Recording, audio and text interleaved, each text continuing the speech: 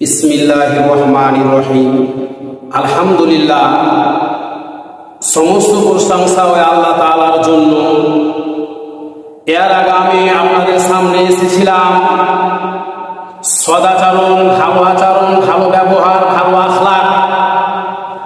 তারপরে কাপড়, নিচে কাপড় রাখলে কি পরিমাণ জাহান্নামে যেতে হবে আলোচনা করা হয়েছিল। তারপরে অহংকারে কাপড়, মানুষ মারা যাওয়ার পরে আমরা যা করি এগুলো নিয়ে আলোচনা করা হয়েছিল। আজকের আলোচনা সংক্ষিপ্ত আলোচনা।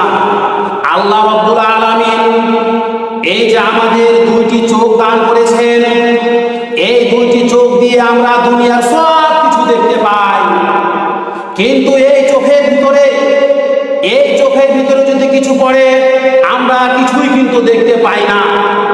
পক্ষান্তরে পৃথিবীর বুকে, সমাজের ভিতরে আমরা মানুষের ভুল ত্রুটি দেখতে পাই, বাট কিন্তু তার থেকেও নিজের ভিতরে শত শত ভুল আছে, কিন্তু এটা আমরা কেউ দেখতে পাই না।